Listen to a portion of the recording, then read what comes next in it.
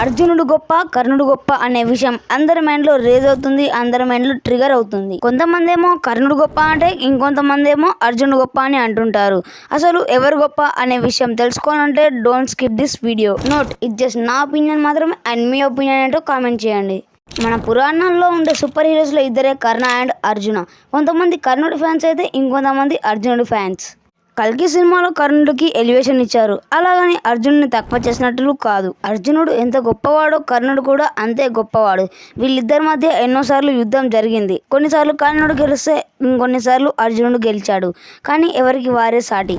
అర్జునుడు ద్రోణాచార్యుడి దగ్గర శిష్యరికం చేస్తే కర్ణుడు పరశురాముడి దగ్గర శిష్యరికం చేశాడు. The rivalry between Karna and Arjuna starts here. ద్రోణాచార్యుడు అర్జునుడిని ఈ లోకంలోనే గొప్ప ధనుర్ధారిని చేస్తారని చెప్పాడు. దాంతో ఏకలవ్యుని బొటనవేలుని గురుదక్షిణగా ఇవ్వమన్నాడు.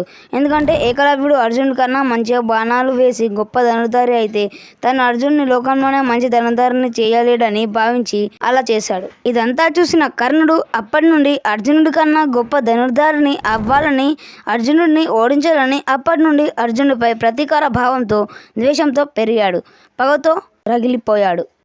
పరశురాముడి దగ్గర విద్య అభ్యసించాలని అనుకున్నాడు. ఫైనల్లీ విద్యాభ్యాసం పూర్తి చేసుకున్నాడు. ఇక అప్పటి నుండి అర్జునుడిని ఓడించాలని ఎప్పుడు యుద్ధం చేయడానికి ఛాన్స్ దొరికినా యుద్ధం చేసేవాడు. Here begins the main story. మన స్టోరీలో ముందుకు వెళ్లే ముందు ప్లీజ్ సబ్స్క్రైబ్ అండ్ లైక్ చేసేయండి. So now get back to the video. కర్ణుడు అర్జునుడి చేతిలో కురుక్షేత్ర యుద్ధంలో చనిపోయాడు. అసలు కర్ణుడు ఎలా చనిపోయాడు, దాని వెనుక ఉన్న పూర్తి కథ ఏంటో తెలుసుకోవాలంటే ఈ వీడియో చూడండి. మన ఛానల్లో ఉంటుంది interesting video. Now get back to the video. కర్ణుడు అర్జునుడి చేతిలో చనిపోవడంతో అర్జునుడు గొప్ప అని అంటారు, కానీ అది కరెక్ట్ కాదు. నిజానికి కర్ణుడు అర్జునుడి చేతిలో చనిపోయేవాడు కాదు, కానీ శ్రీకృష్ణుడు అలా అయ్యేలా చేశాడు. అసలు అర్జునుడు కర్ణుడిని చంపగలడా అంటే అబ్సల్యూట్లీ నాట్. ఎందుకంటే అసలు కర్ణుడి చేతిలో ఆయుధం ఉండగా పాండవులు ఎవరు అతన్ని చంపలేరు.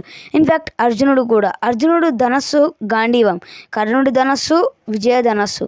విజయధనస్సు ఎవరి చేతిలో ఉంటే వారిదే విజయం. విజయధనస్సు ఉన్నా లేకున్నా కర్ణుడిని చంపేంత సామర్థ్యం పాండవులలో ఎవరికీ లేదనేది ఫ్యాక్ట్. అంటే పాండవులను తక్కువ చేయడం లేదు, నేను కర్ణుడు సామర్థ్యం గురించి చెప్తున్నా అంతే. Please don't take in negative manner. ఎందుకంటే పాండవుల గొప్పదనం అనేది మాటల్లో చెప్పలేనిది. అర్జునుడి గొప్పదనం సామర్థ్యం అర్జునుడిదే. కానీ కర్ణుడు అధర్మం వైపు యుద్ధం చేశాడు. పాండవుల వైపు యుద్ధం చేస్తుంటే మనం కర్ణుడి గురించి ఇంకోలా చెప్పుకునేవాళ్ళం. అదెలా సాధ్యం అంటారా? అఫ్ కోర్స్ అది సాధ్యం. ఆ అవకాశం కర్ణుడికి వచ్చింది.